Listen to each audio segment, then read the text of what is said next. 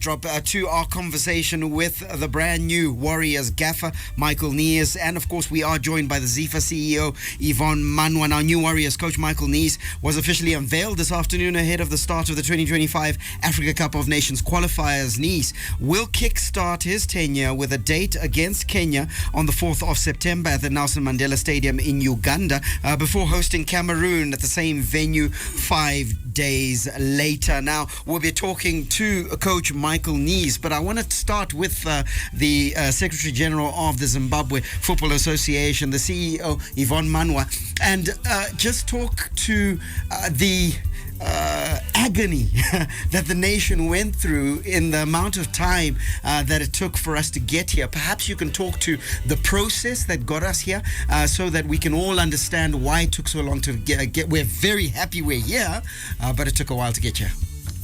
Indeed, it's been a long process, and we thank the public and the fans for just standing by us and believing in us. The process was indeed a long one. We eventually put the applications on the FIFA platform, just to make sure that it's transparent and that we get the best of the best from the world, really. And we did with the coming in of the coach. We're normalizing, so you find all the committees are coming into place, and we've put people in those roles, and they're taking their positions. So we work very closely with the Technical Development Committee, and kudos to them. They really worked hard to get this whole process going. There was a lot of back and forth, trying to understand why we really had the criteria that we wanted. We wanted several things. We wanted somebody who obviously get us to win. We obviously wanted somebody who will help us with development. So there are a lot of things that we wanted, and we worked through that with the Technical Development Committee. And I really must say, hats off to them for being patient with us, and for just pushing us along to do that. It was a very good panel, I would say.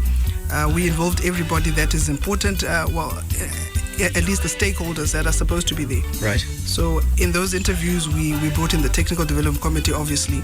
We brought in SRC, we brought in FIFA, and us, the administrators, especially the TD, was part of that process. So it was a rigorous one, and I think we did well in the end. The ZIFA Technical Director, of course, Jethro Hunizarira. Now, we heard weird and wonderful numbers of applications. Some people talking about 120, 150, 180. How many applications did we actually get for us to get down to the coach who we're very excited about? We're in the 180 somethings. Wow. So they had to whittle it down. So that's why I say it was a lot of work for them. It took some time, and it took a lot of patience on their part to get it right, and we needed to get it right.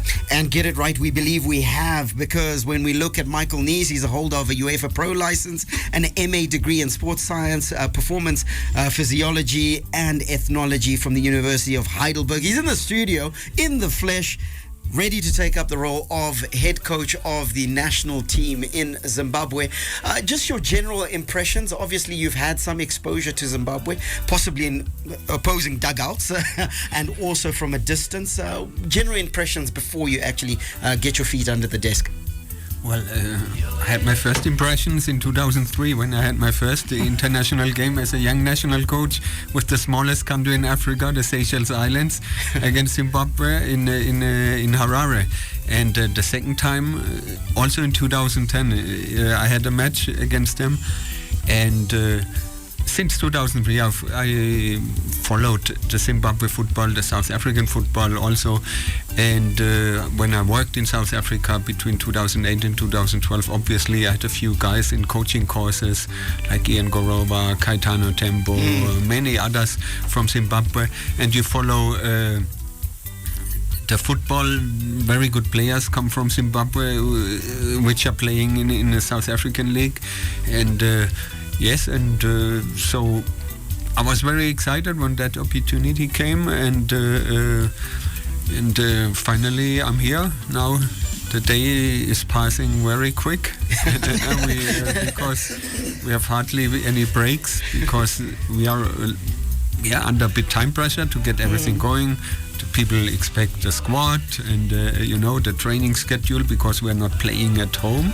So you have to arrange with officials in Uganda. I mean, they also have clubs. They have also their national team. They play after in South Africa. They came back to Uganda, and in between our two games they have also official games. So suddenly there are 4 international teams in one place, in one space. And it's not like in South Africa, where they have 10 stadiums and a lot of first-class hotels and training grounds. In this country, sometimes the facilities are limited. So we have to do a lot of work. I mean, everything must be coordinated. Yeah? I cannot come at the last minute and say, I want to train at 3 o'clock. So, Coach, given all of that, you know the Zimbabwean context, you know what's happening in terms of normalizing. What attracted you to this role, to say this is an opportunity that I can't miss out on? Yes, I mean, first of all, what really interests me, that the position was properly advertised. I find this completely fair. Nowadays in football, it's not always the case. In many other jobs also. No, so it was a very transparent process, which I found really, that's interesting. Then, sure, the potential in Zimbabwean football, which I really knew about from direct contests, but also from observing football, and. Absolutely. I mean, when things are a little bit in a valley, you can really start afresh and build something. And this position, I think, is which came out in the interview, a little bit beyond only coaching a team and flying back home for 3 months and then coming back for a match. And so it's a little bit more. We agreed that I really support the technical department and the technical director, Jethro, very much in the development of football, as far as the times allows, of course. I have a main priority with the team, but so this was all attracted me. And then I must really say that the interview process was very demanding, but also very professional. Like the Secretary General said, there were so many people involved and questions asked. I cannot repeat them all, but presentations submitted and background checks and whatsoever. For me, that was a complete new experience. I mean, there's no logic how you get a job in football. I can tell you that. Right. There is no. But that was a new experience and a very professional one, which really attracted me the longer it went. And so that attraction now, you are here now. But let's take a step back. I think the Zimbabwean public is excited to see that you're now on the ground, you're about to start work, and can't wait to see what you deliver. But where has Michael Nees come from? Perhaps paint the journey for us so that we get to know the person more than just the coach. I'm an ordinary person growing up in a small village outside the town in Germany, in Karlsruhe, and coming from a working class family, and with the help of my family I could study and make my way up and realize dreams, you could say, to work in football.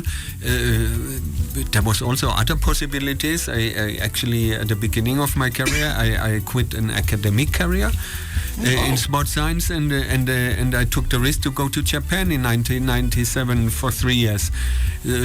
So I sacrificed a safe job, I would say, for football, and then the rest was not like it was a career plan or something like that. I'm not a mainstream coach, I would say, and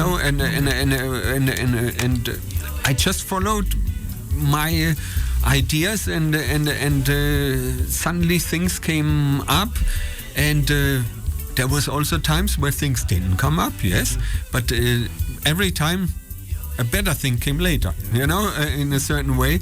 So this is a process, and I think I just went my own way, my own interests, my own objectives, and what made you catch the bug? Because you say you left sports science, academia, and decided to dive into football. When you look at maybe in 500 years university history was the first who studied sports science together with ethnology. Right. That only you can see that I'm always interested in different cultures yes. in traveling, and so even when I was young, on TV I watched this. So I was always attracted by this, by traveling, by different countries, and I think that was a little bit definitely a point. Of course, the sport itself in football, in Japan, that was a very interesting position, and it just attracted me, so I took risk. But you must also, the older you get, especially when you have a family or children or so, the more difficult it gets with taking risks, and so you must really balance these things. In the last 10 years I was working, or 12 years I was working in Europe, in different federations, which was more close to home, and was also very good.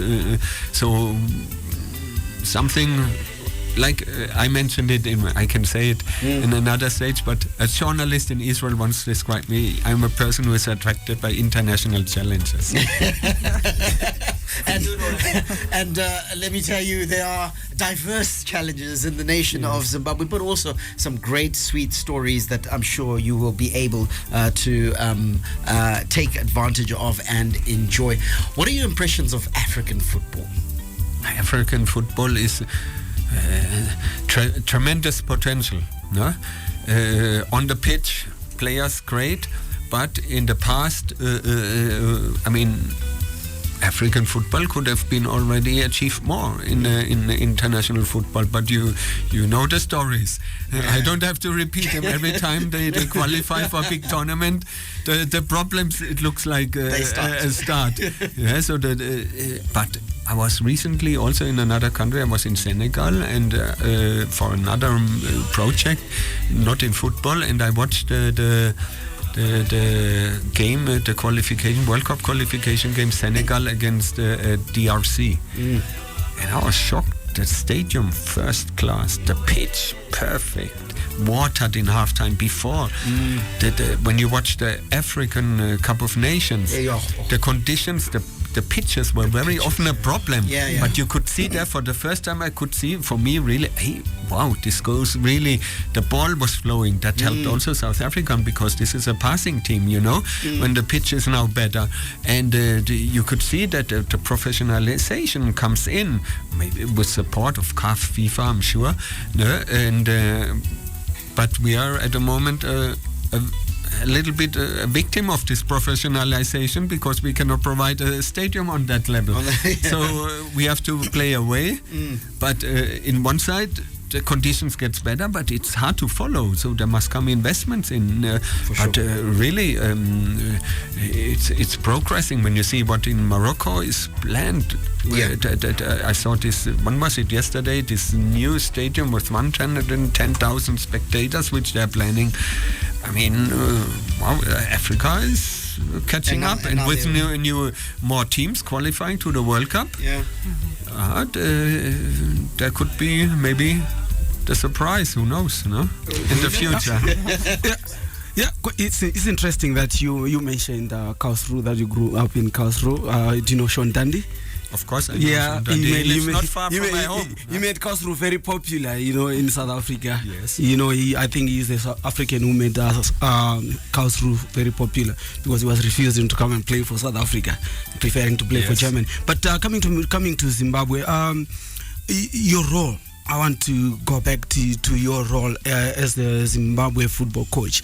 Was there any mandate from you that you are going to be also involved in the development of the game with the national junior teams, under 17, under 20s? Are you going to be cooperating or interacting with coaches of the junior teams, or it's just the first team that you're concerned with? Was that discussion, or was that conversation? Did that conversation happen, that you also going down to get that philosophy from the first team coming down and filtering down to the age group teams? As I said before, when you look at my career, I'm not a mainstream Wikipedia coach. Huh?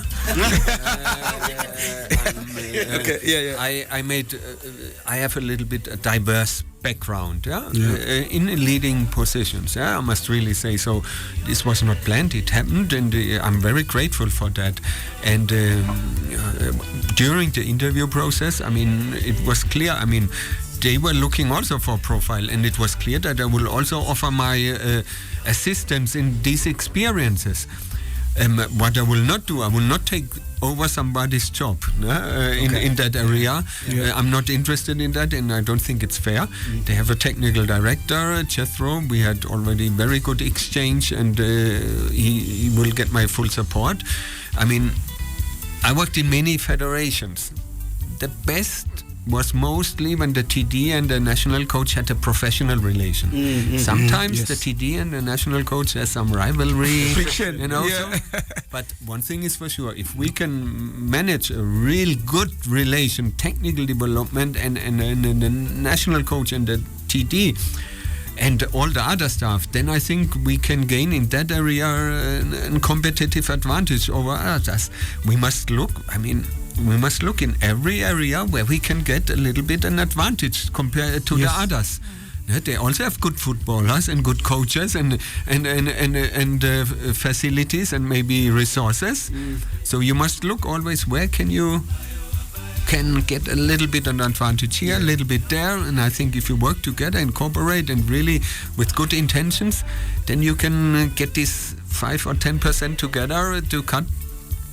And it changes everything. So my concern why I really asked that question is because most of the time we have had a situation whereby the senior national team is playing a completely different game to what is happening with the under 20. The under 17 comes in, they're playing a whole lot different game, and now the transition for the young players now coming from the under 17s to the under 20s, getting into the senior team is like a culture shock to them, because all of a sudden they're being made to change the way they play because the coach is talking about a different ball game to the one that is being taught at under 23, under 20s. You talk about like a uniform football philosophy.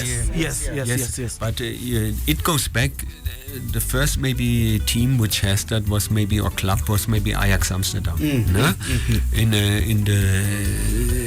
the past, and then the others followed. And it's very popular, I know.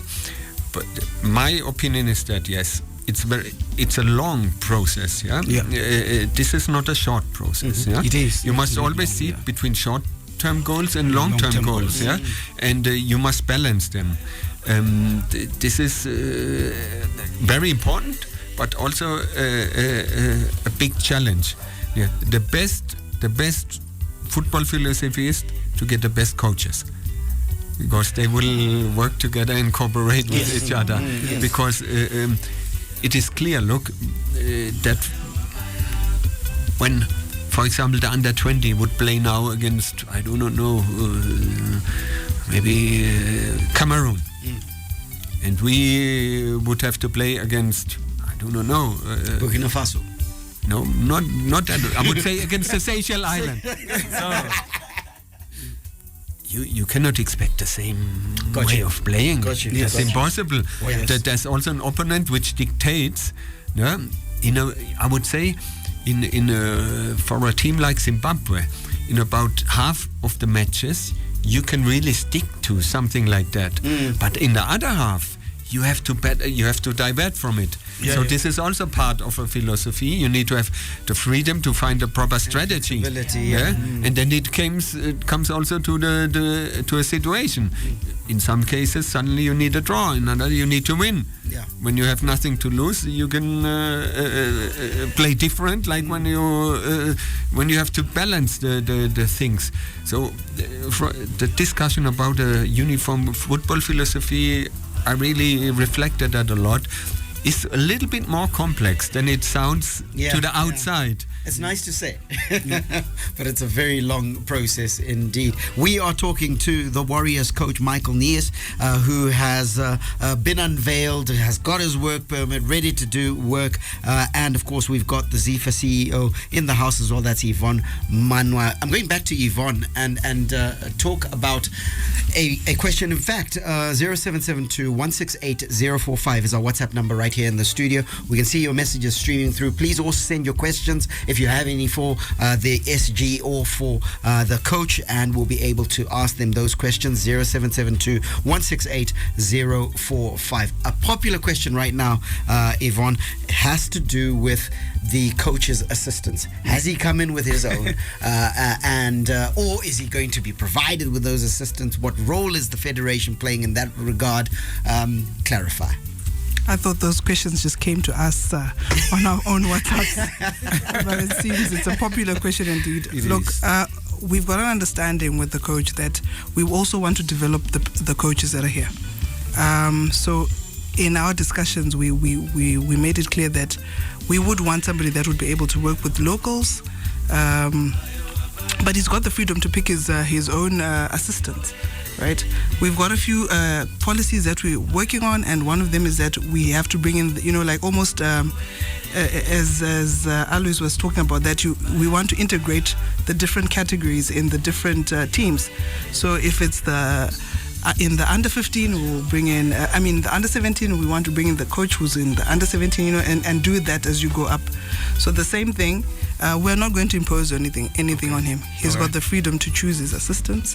The technical committee will probably, give him a short list to say, look, can you look at this?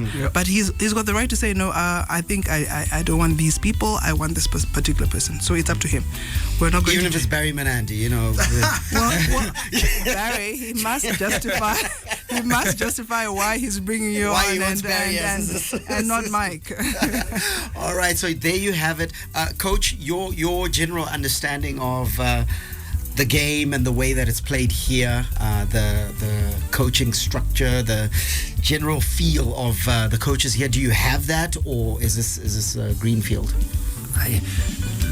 Look, the first person who is responsible for that is the technical director. Sure. Yeah, I can from a distance now. You had in 20 years, I think on 19 occasions, 25 times different national coaches. If I'm don't quote me on that. we were not counting. We were just going on. But that's a lot. We also summer on many occasions. Look, no discredit to them.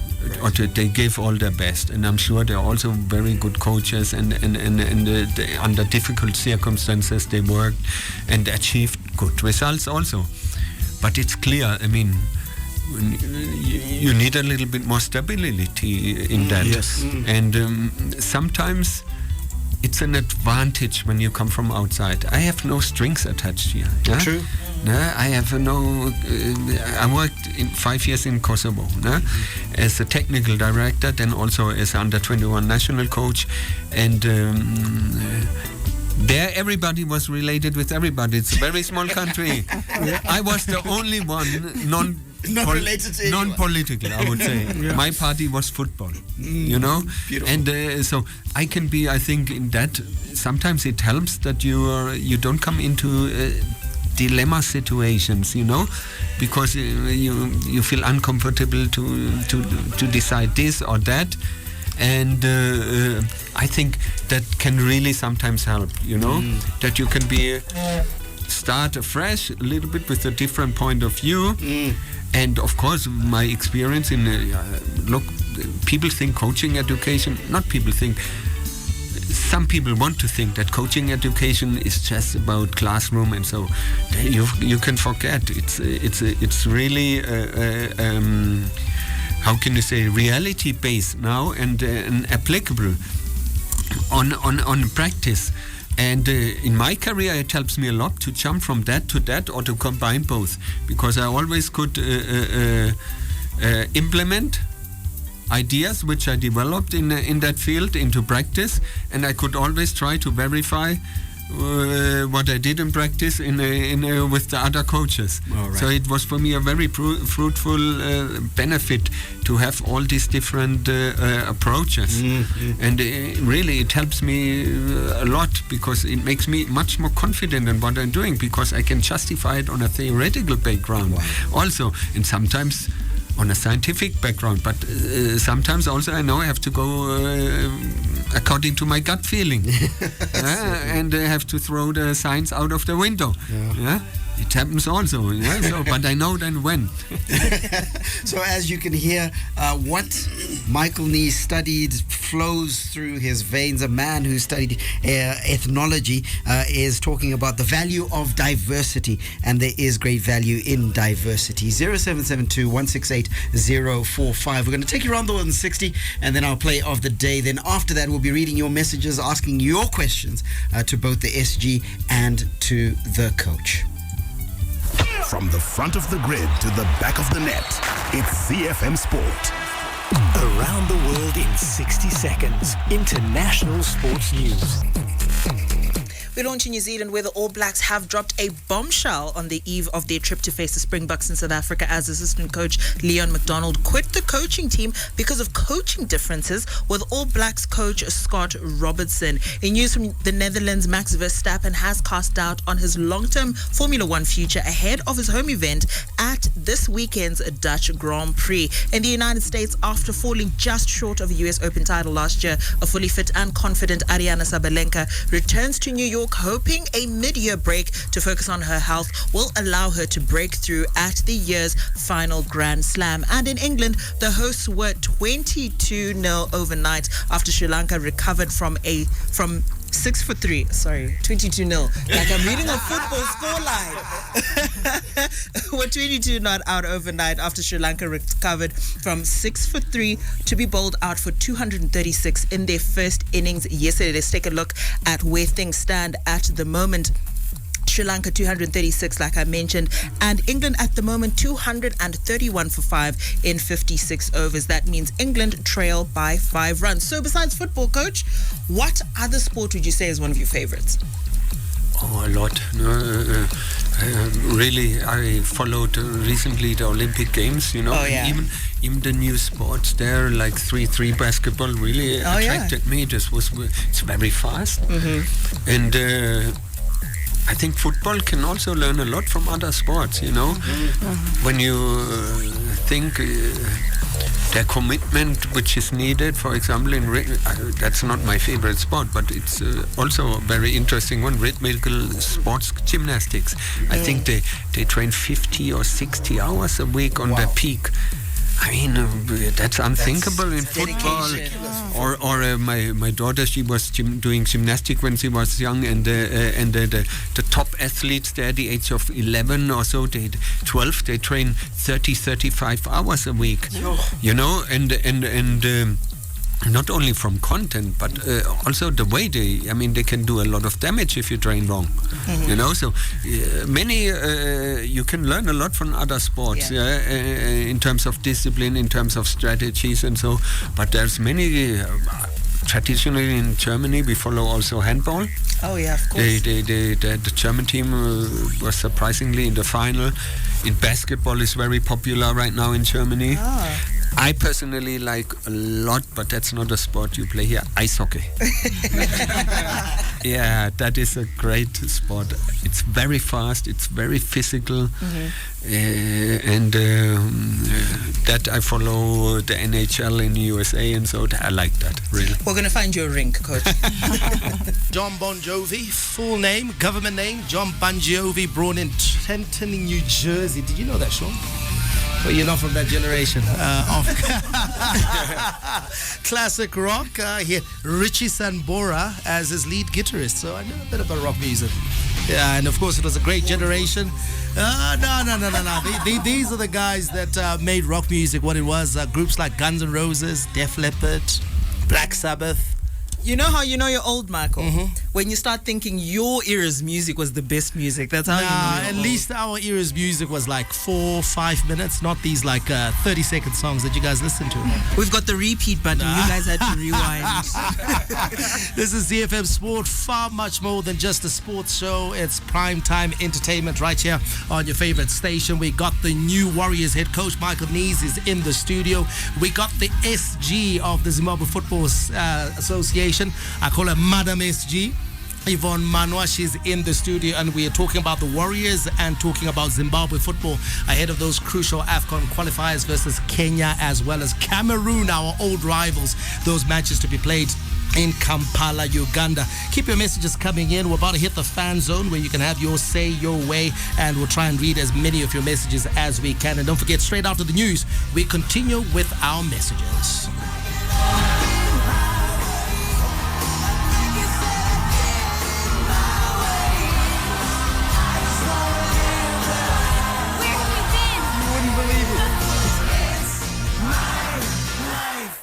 The hits. Everywhere I go, they be like, Live. I'm talking to you. Here. Pop, pop, it's showtime. Showtime. Showtime. Showtime. Come on, you got me walking side to side. Baby, love you.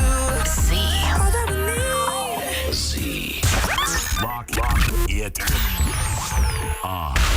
ZiFM stereo is untouchable. Fan Zone. Get in touch with the team and have your say, your way. Operator. 0772-168-045. That's the number. If you want to send, of course, a WhatsApp message to the coach, if you want to welcome him to Zimbabwe, now is the time. 0772-168-045. We are also available across all social media. Just simply search for @ZFM Sport. And it's a very good evening to Love More Kashawa in Kuwadzana 1 Harare. You say, hail the new Warriors head coach Michael Nees, unveiling today and his philosophy to have our football take a new direction of play. He says that Man City type of play to control the game. Well, he's already given you a philosophy, coach, this particular listener. I mean, would you describe yourself as a sort of like possession-based type football man, you know, because fans are always having those debates, you know, that, you know what, are you kick and rush, you know, which is quite popular sometimes in certain African countries, or you like to control the game? I mean, if you can, it's better to control. No? That's for sure. And but the possession game, and you need to have in modern football basically everything. You need to play on fast transitions when the occasion, when the situation allows. But of course, you need to also keep the ball. All good teams are able to build up from the back. No, that's for sure, and sometimes even under pressure, even when the other team is pressing high. And yes, I like to play football, but you know also how the situation is in Africa. Sometimes the pitches, you must also the weather, rainy season or something. I had also experience in the past where my team played around in conditions they shouldn't have done, and whoop, we had a goal in. No? So we must be also realistic. What the opponent allows us, how much we can impose us on them. Yeah? But in life, not only in football, it's better when you can control your destiny. Yeah, absolutely. Sure, there's some top coaches who have the best teams in the world. They apply this philosophy until the limits, I would say. Yeah? And it's great, you know? But you need to have everything. Even top teams like Real Madrid, sometimes they're defending in a very low block. It's all about the objective of the team. Yes, it's about the result that you want at the end of and the the day. situation. And the situation, yes, in the time. So in modern football, really, if you want to come far, you need to have everything. Right, let's go to Tawanda Matara in East. He says, hi sports team and ZFM Sports Huchi Ndavuma Hango. I have a question to our Warriors coach. According to his own analysis of our players, do we have good enough players to challenge some of the big nations in African football? My last message to our coach is that we are 100% behind you and the team. So I think the first one is probably critical. Do you feel that we've got good enough players, good enough material to challenge? Yes, you have good players. No? You don't need to have any inferior complex if you play the big teams. I played with weaker teams against the top teams, yeah, and really, most cases we were really competitive. Yeah? I recall actually only one match where we were really.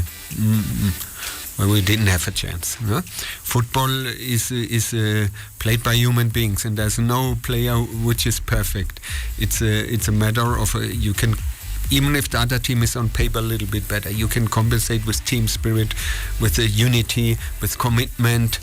There's many examples in sports where that, but you must still see Zimbabwe has enough talent. No? So I really think. But we need to get into gear. I mean, it's also a process. We are new. we don't know each other yet, so we must really look that we can gel as quick as possible, no? And we still, by all that, talking about our talent, never forget the other team. Don't make them stronger than they are, but respect them, no? And I was once a coach of the smallest nation and beat Zimbabwe. So I know what I'm talking about. Jordan from Bulawayo says, welcome, coach. Watched your unveiling. There was a topic on Kama Billiot, who happens to be one of the best talents ever produced in Zimbabwe and is amongst the top players locally at the moment. He retired internationally, but calls for him to come back have been loud from us, the fans. Have you engaged him? We really love to have him as fans. He is a talent and a half, even at 34. So, your thoughts on Kama Billiot and players, of course, who are in retirement at the moment, who fans sometimes consider to be good enough to play for the nation? Yes, look, I know Kama Billiard, not as a person, but I was in South Africa and followed football, and he played at Mamelodi and then later Kaizer Chiefs, and excellent player, no? And it looks like he gets every year younger. I had once in Rwanda a player. Every year he became 1 year younger, and I asked him how. Manfred Kisido, midfielder, tall, 2 meters tall almost, and thin, but every year got 1 year younger. And I asked him, how you do that? You get every year 1 year younger. So maybe it's the same with him. So, but in that I need to talk to him if he how he's doing it, because it seems to be also now, since he's back in Zimbabwe, he gets younger. So. The age shouldn't be a problem. Huh? Yeah, age shouldn't be a problem. How's it, guys? Brian here in Bulawayo. A great show. The coach sounds level-headed. He must attend the Chicken Inn versus Highlanders game on Sunday and get a feel of local football. Thank you so much for that message. This one reads, I would like to warmly welcome the German soccer mentor to Zim. Feel at home, sir, and it's all yours. It's my fervent hope and utmost belief that you are going to take us to the promised land. Wish you the best. That's from Teacher B out at Bonda Mission. Thank you for that message. Anze Coach Manyama, Vakundi Billy Visa. I would like to know from CEO Kuti Vachampa space to work here at Nekairopa Granary Park. That one is for you, Yvonne. Without a doubt, we want to succeed, so we must give him a space. Right, more messages coming in, 0772-168-045. That is the message as we're chugging along towards the news. But don't forget, we got extra straight after the news. We'll be continuing with the fan zone and we'll read more of your messages. Taps by GV says, I hope he can make good combinations out of local and international players. And I guess it begs the question, Coach, how well do you know our players? Well, personally, not. No, the local players, that is impossible because I was not interacting with them. I followed football. You know, nowadays it's much more easy than it was 10, 15 years ago. It was the modern technologies, medias. You can even watch on Facebook or on FIFA Plus or YouTube games. Really, you can almost not watch everything anymore because it's too much, no? So you have not a lack of opportunity to follow. You have too much opportunities almost to follow. With regards to the international players, I engaged with them. I think I looked who was in the last year so called, and there was about 22, 23 players, and I called each of them, had a conversation. I need to find out if they want, if they have fit. Yeah, then I reached out to one or two others, to find out, because football in Zimbabwe came to a stillstand in between. So I wanted to know what's going on. Maybe these players also know how to get every year younger, to tell me how they do it, so we had a good discussion, but yes, we will see what comes out, but really it was a lot of work, I must really tell you. And let me jump in because we're just about to hit the main news bulletin, but I have to ask you this question very quickly. And this guy wants to know which coaches have inspired you and which ones have influenced your career. Look, many coaches. Even when I was an ordinary youth player, I had in a small village club team when I grew up. This coach had an incredible, how do you call it, discipline and eagerness. This was there was no bad weather, only bad clothes. Really, we trained at minus 20 degree one time, where players broke their toes because you couldn't feel anything anymore. You are formed by that. Then every coach I had, and every had something you can learn from everything, from everybody. And I had also contributed something to you. Yes, exactly. But of course, also when you look now in modern football, I mean, you do not come around to admire Pep Guardiola and Jürgen Klopp with his charisma. I mean, that is difficult, But there's so many good coaches, really.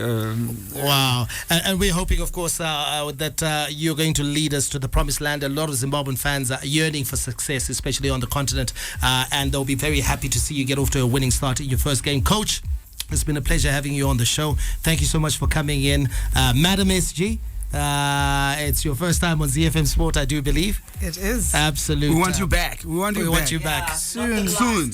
Not the last time. But thank you so much, Coach, and thank you so much, Yvonne, for being on ZiFM Sport. We wish you the best, and I think a lot of Zimbabweans will probably echo the same, that they wish you the best and they wish that you really make a fist of it in the AFCON qualifiers.